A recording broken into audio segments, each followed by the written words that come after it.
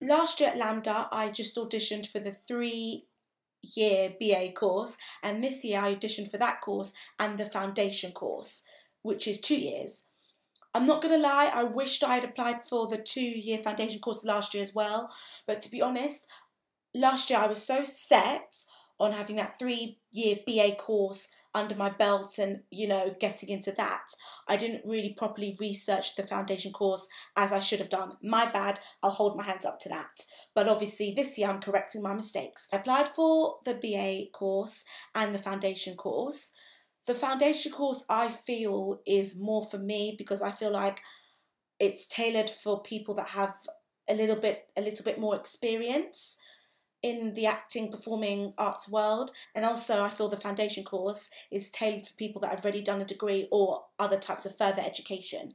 So I walked into LAMDA once again, straight away, very chillaxed, calm vibe. It doesn't feel, tense and crazy and awkward as sometimes other auditions do feel like. I'm in the waiting area and I actually bump into somebody that I was in an audition with this time last year, but it was at Guildhall. Got talking to her, which was really nice. Okay, we didn't become BFFs or anything, but she was one of those people I do remember who was quite calm and nice and just not a bitch. One of the things that I have got to mention in this review of LAMDA, which actually technically doesn't have anything to do with LAMDA. Oops, sorry, I have to talk about it. So I'm in the waiting area for LAMDA, waiting to be called in by the LAMDA directors, auditioners, judges, as I call them. And a girl's looking at me and I'm just thinking, oh, this is a little bit weird. She's staring, whatever, it's no big deal. She doesn't stare, that's the wrong word. She more does like a little glance. And then I see her sort of do a glance back. And I'm thinking, okay, what's going on? Okay, so then literally 2 seconds later, she's like, excuse me, are you Winnie? And I'm like, yes. And she's like, oh, I watch your YouTube channel. And I was like, what the bleep? No freaking way. Obviously, I know with YouTube, it's out there, so people will watch. And people that normally watch my acting videos, or acting experiences, I should say, will probably be actors. But it still felt really crazy and weird. It was really cool being recognised. Do I sound like an arrogant little so-and-so? I don't mean to, but it was just really, I really appreciated her coming up to me and being like, oh yeah, I've watched your videos, hello. And her name was Josie, so can I just say, hi Josie, thanks for saying hello to me in the LAMDA audition, really appreciate it, 2 thumbs up. And she asked me about my Juilliard audition, and that's one thing actually I want to set straight because I don't think I have, which I'm really sorry about. Josie asked me if I applied for Juilliard again this year. The answer is no, I didn't. For financial reasons, I couldn't afford to do that all over again. But next year, if I don't get into any of the drama schools I've applied for again, I might just go for it. I might also apply for AADA, American Academy of Dramatic Arts. So side note, drama school auditions, it's like, people are like, oh, it's the same as, job interviews. No, it's not. You have like, okay, these are random statistics and numbers I'm throwing out there.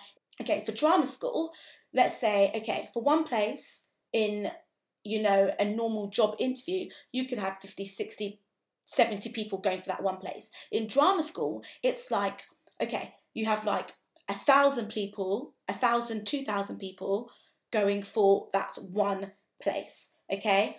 Those odds are obviously straight away stacked against you. Once again, I'm saying those are just, random figures I've thrown out there so people understand that applying for drama school, I feel is so much more crazier than applying for certain other types of jobs. Let me get back to the whole waiting area thing. So waiting, my name finally gets called. I go in to do my pieces. I start with my modern piece, which I feel went quite well.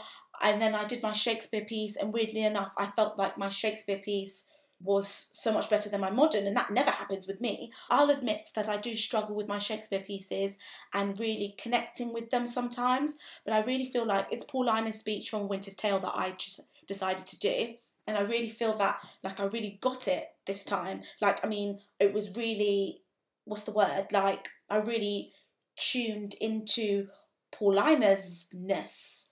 Side note, Paulina's speech is on the central speech list. I know that drama schools say that you shouldn't do speeches that are on other people's lists. Like, for example, obviously I am auditioning for LAMDA. If I'm auditioning for LAMDA, don't bring a speech that's on Central's list or any other list, because I've heard it so many times before. But I really felt like I connected with Paulina's speech from A Winter's Tale, and that's why I wanted to do it. And it may have been a risk, you know, who knows. And another thing that I kept thinking of when considering whether I should do Paulina's speech at LAMDA was these judges, I call them judges, that are at the table when you walk into the audition room, they have seen thousands of applicants, and they must have seen all the Shakespeare monologues by now. Okay, not all of them, there's a hell of a lot, but you know, the majority of them. So is anything really fresh to them or shocking in terms of a pick? Because I'm guessing that if you're sitting at that panel in an audition room from a drama school, you know your stuff, you know? So yes, that was my reasoning for choosing Paulina's speech. It's something that I connected with. It's something I felt strong in.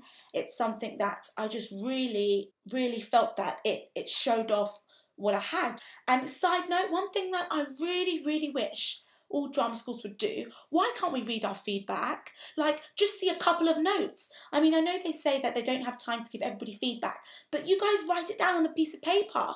It doesn't hurt just to quickly, you know, flash us the feedback form and just give us a little inkling where we're going wrong and where we're going right, you know? Is that too much to ask? Apparently it is, because it doesn't happen. My audition, I felt, for LAMDA went quite well. I felt fine with it, but at the same time, let's me be honest. With my audition for LAMDA, I have no idea how it went. I know that I didn't have a mind blank. I know that I got out all the lines for my monologues, but you know those judges on those panels are blank faced. I can't read anything from them whatsoever. Frustrating, but I guess it's what they have to do. So I performed my classical, I performed my contemporary. After I had finished, one of the judges asked me how old I was. I obviously said 23, and this was her reaction. Oh, obviously, my face is like, what does that mean? What does O mean? What's happening? What's going on? She must have got to that. I was a bit worried about why she was asking that question. And then she said, oh, you look much younger than that. That was it. That was why she asked me my age. And I was just thinking, you know what? Sometimes us performers really do overanalyze the situation. She was literally just asking my age because I looked younger than I am. Moving on to the interview. The interview at LAMDA is done by a separate panel, and they're normally like graduates or recent graduates, I should say. So my interview, I had to wait like a couple of minutes, if that's for it. Went in for my interview. The two people were lovely interviewing me. It was a boy and a girl. I'm really sorry, I don't remember your name. I was a little bit nervous. They asked me the normal questions of what have you watched recently in the theatre. I recently watched Sister Act at Italia Conte, so I mentioned that. One of the questions that they also asked me, which kind of bothered me, was the funding question. Because obviously I already have a degree, so I can't get student loan. And one of the things that they always emphasise on all drama school websites in their brochures is that they're not concerned about the funding in the first interview or first audition process, only care about your performance and blah, blah, blah. But that's a little bit, just a little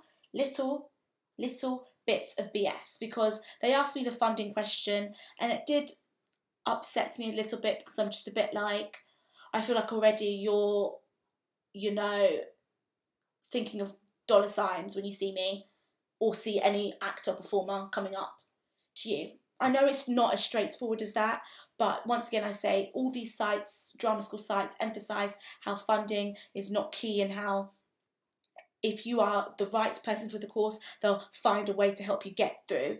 I'd like to think that is the case, but I feel by asking the funding question straight off the bat, it does sort of set up a premise and make you think, you know, boom, they do really care about the funding, which I guess is fair enough as a business. At the end of the day, drama school is. They can't take everybody for free, or everybody that struggles, I should say, they can't take for free.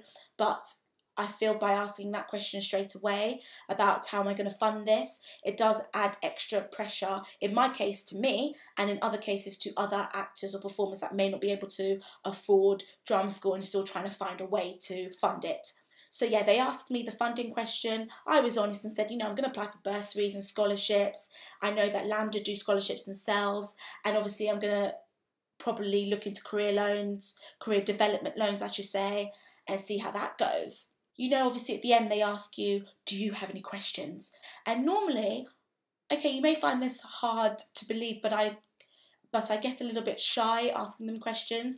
I just feel like a deer in headlights a little bit. And I thought, no, if I want to get into this school, if I want to invest my money here, if I get in, not being arrogant, let me say if I get in, there are certain questions that I would like to know now. So I womaned up, put my big girl panties on, and I asked the questions that I've always wanted to ask LAMDA and actually other drama schools. Specifically for LAMDA, I wanted to ask them about their international showcase. On their website it said that final year students can do a showcase in obviously London, but also in America. I think they said LA and New York. So that was one thing I always wanted to investigate and find out a little bit more about. So I asked the graduate students in my interview about it.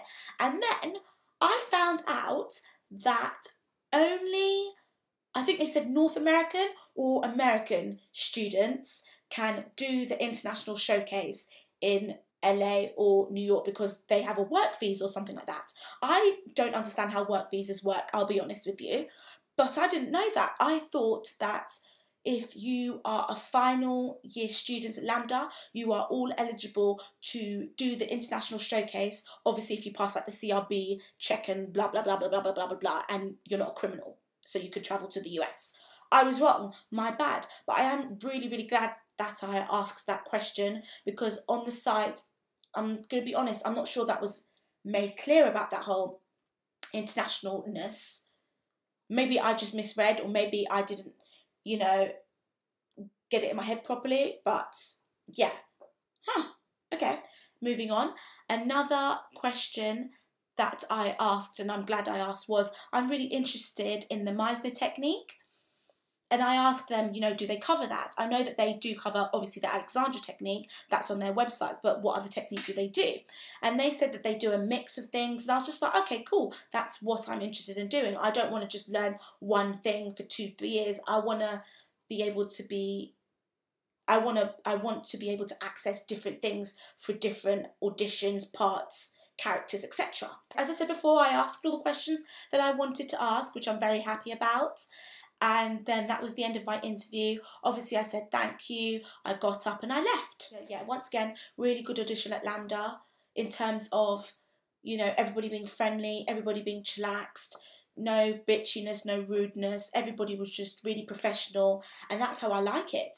I really did love the feel of LAMDA. The one thing I do wish LAMDA did in their interview/auditions is to show us around. I mean, Central do that in their audition, and so did Rose Bruford, and Guildhall didn't do it, but Guildhall is so big, I kind of do understand why they didn't have time to show us like every single room. But yeah, I wish LAMDA would show us around a little bit.